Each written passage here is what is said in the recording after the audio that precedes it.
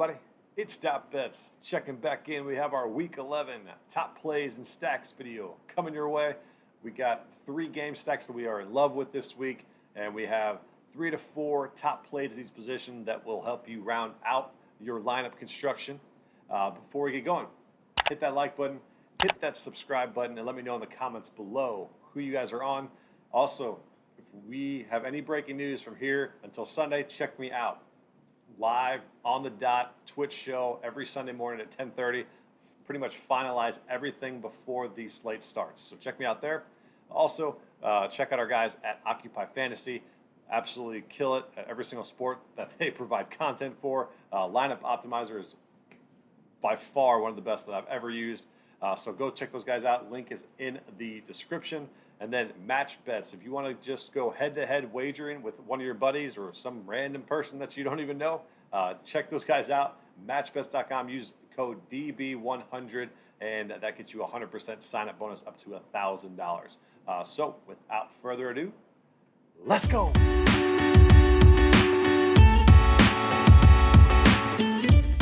All right, so let's dive right into some game stacks that we are in love with this week.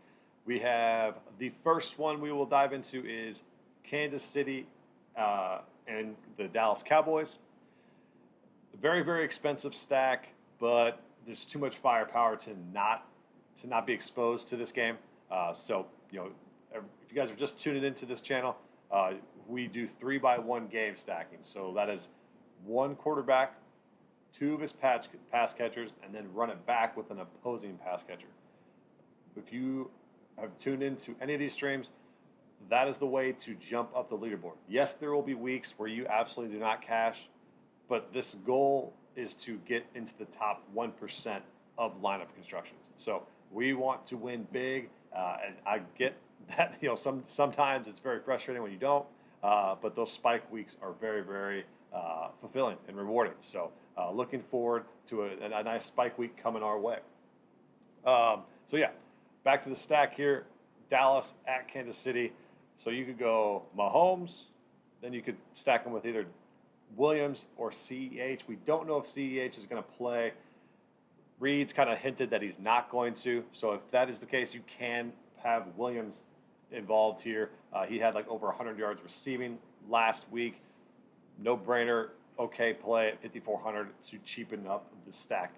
So it's very hard to get Tyreek, and then it's hard to get Kelsey in these stacks, especially when you're going to have, you know, a Lamb, Cooper, or a GALLUP. Maybe GALLUP helps you out here, but it's just going to be tough to get exposure when your stacks are very, very expensive. However, we do have some cheap running backs this week that you can implement.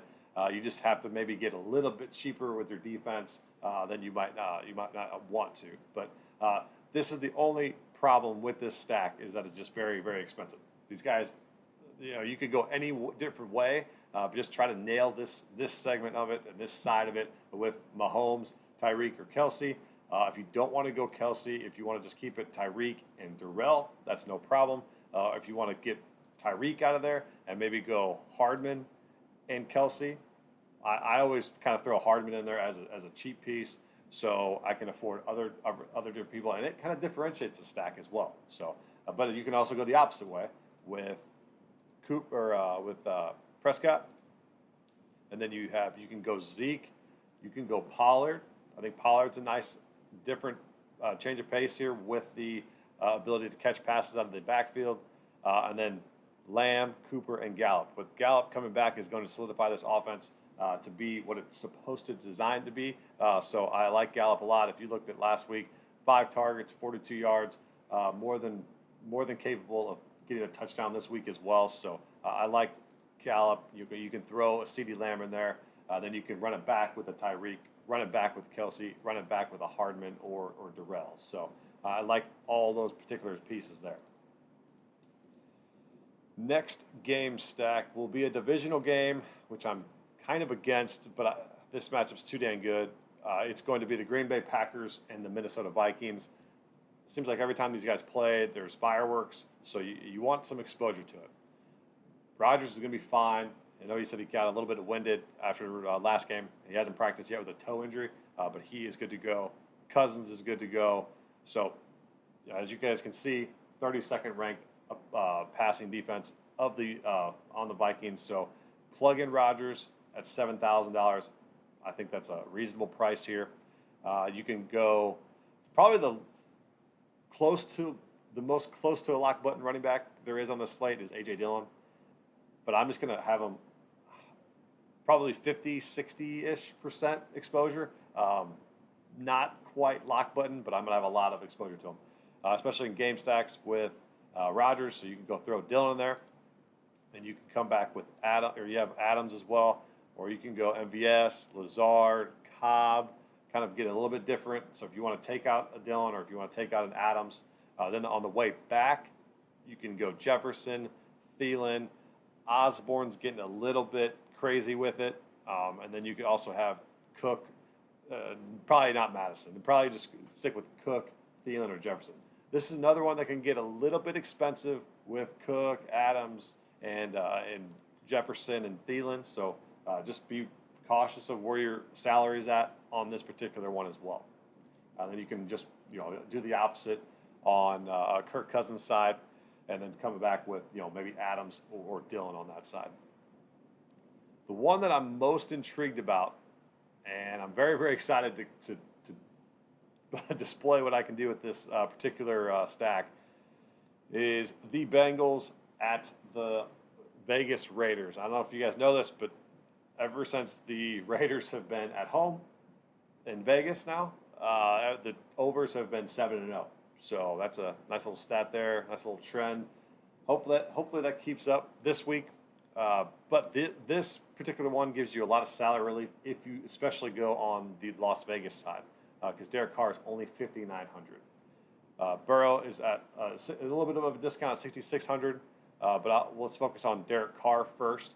Then you can go, more than likely, I would probably pair him with Drake over Jacobs, just because of pass catching abilities. If you want to run it back on the other side, you could probably run it back with Jacobs if you think it's going to be the Raiders will be in the lead or whatnot. But no, you could go Renfro at $5,800 and then Edwards at $4,100. I don't know if you guys watched much of the game last week. I think it was Monday Night Football, but Edwards is going to be a factor in this offense now that Ruggs is gone. It's Renfro and Edwards, and Waller's separated a little bit from the crowd of the elite tight ends, I think. He hasn't stepped up with the Kittles, with the Kelseys, kind of the Andrews. I think he's taken a step down this year after that first big week, but I still like his matchup here. I think he's just a little bit expensive. But Renfro and Edwards, very, very nice, cheap pieces here. If you do want to go to Waller, he's at $6,100. Take one of those two out, and then you can come back with probably everybody's favorite Bengal right now is Jamar Chase. You can go to the target monster here and T. Higgins, 15, 6, 8, absolutely dominates targets. And then you have Tyler Boyd. So 3 legit options here, and then you can also come back with Joe Mixon, as he's been getting run out of in the pass game as well. So look here, 5 targets, and I know you didn't play much in that Baltimore game, and then 6 targets on the week before that. So Mixon is a great run back piece as well. You can include him in the Burrow side of the stacks as well. So if you guys have any questions over the 3x1 stacks, hit me up in the comments about it, or you can join the free Discord. That link is below as we talk about lineup construction, DFS, sports, and props all day long. So that does it with the stacks here, and we'll get right into the top plays.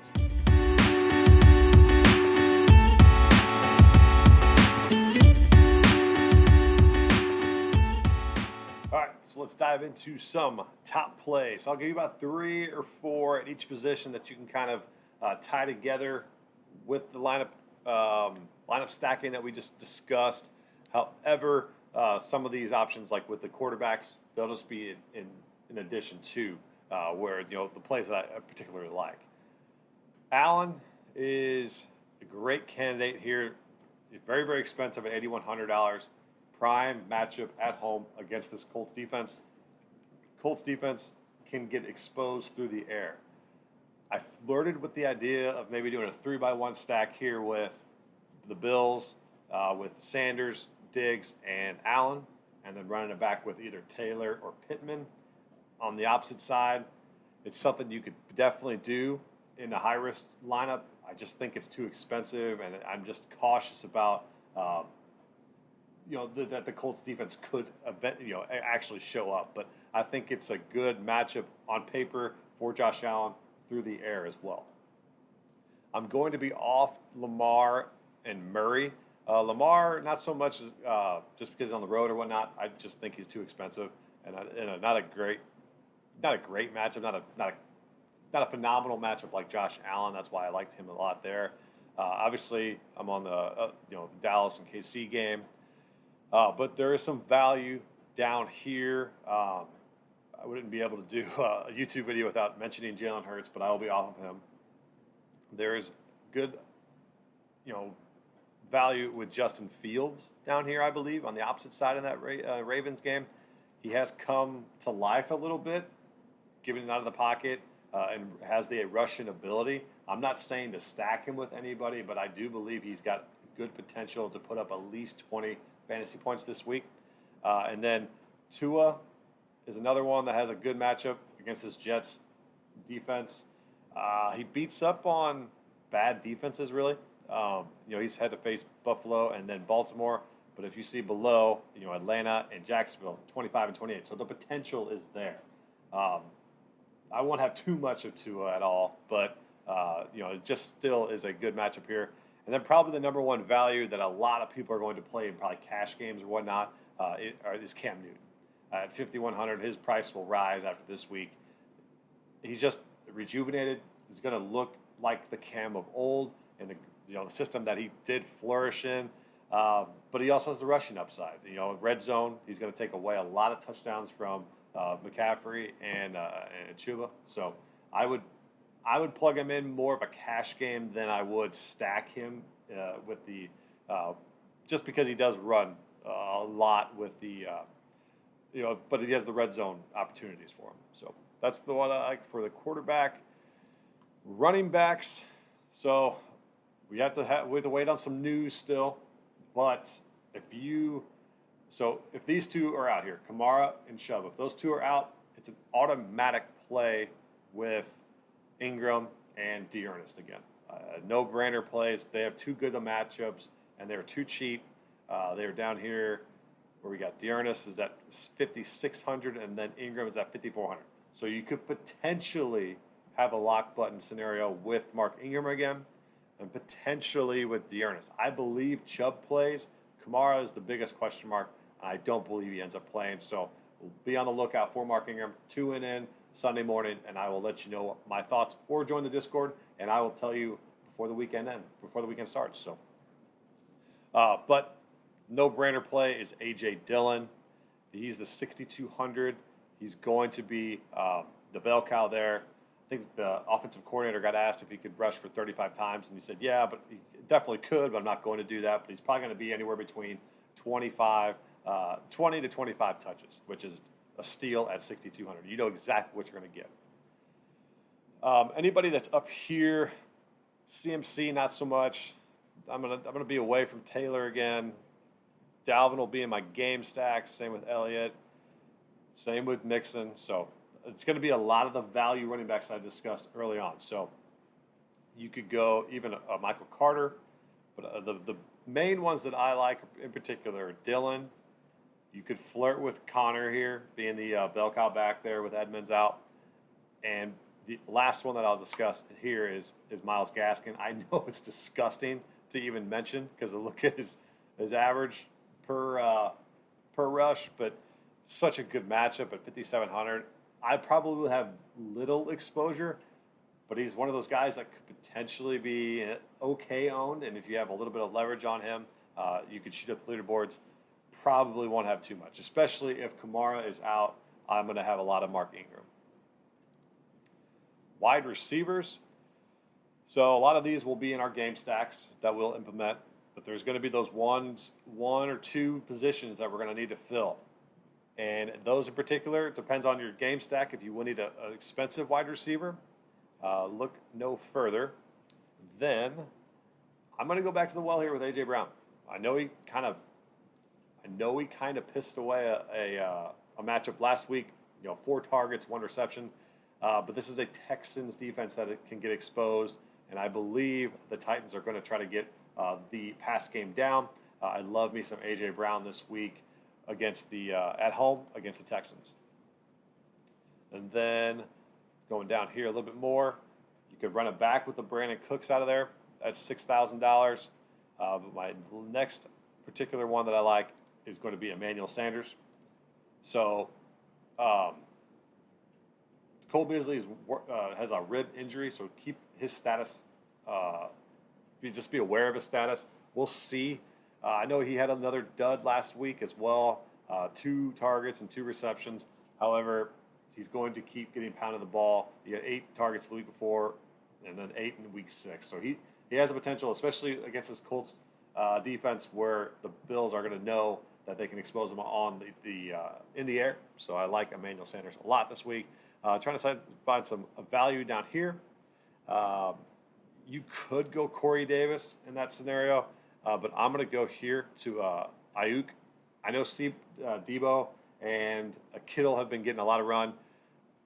AIYUK has that potential to explode, though, and he's going to be very, very low owned, I think, at $5,000. So he is a cheap piece that you could throw into one of those cheaper stacks and maybe get an upside game from him. But you do have the potential that he gets, 5, 2 points. So, but I like AIYUK to have an explosive game here against Jacksonville.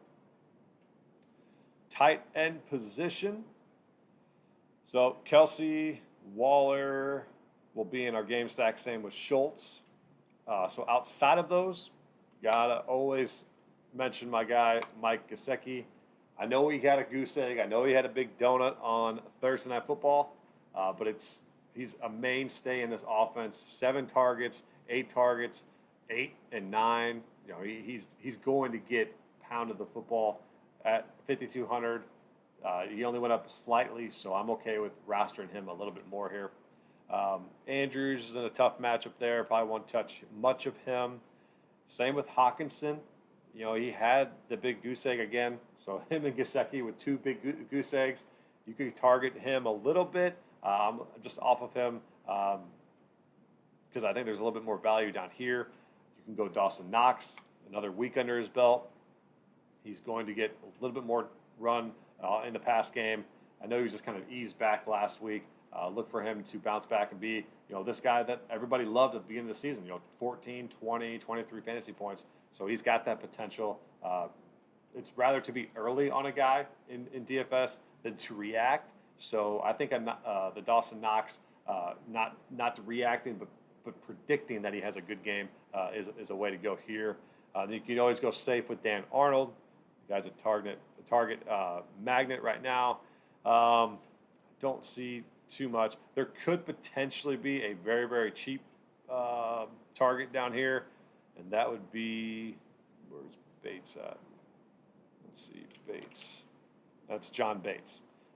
This is basically if Ricky Seals-Jones does not play, and you have a very, very cheap tight end. He had 3 targets for 25 yards last week.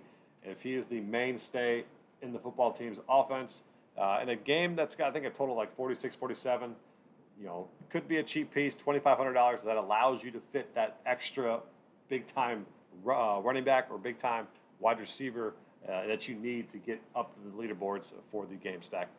And just hoping he doesn't give you a big dud here. But, he could potentially have a good week.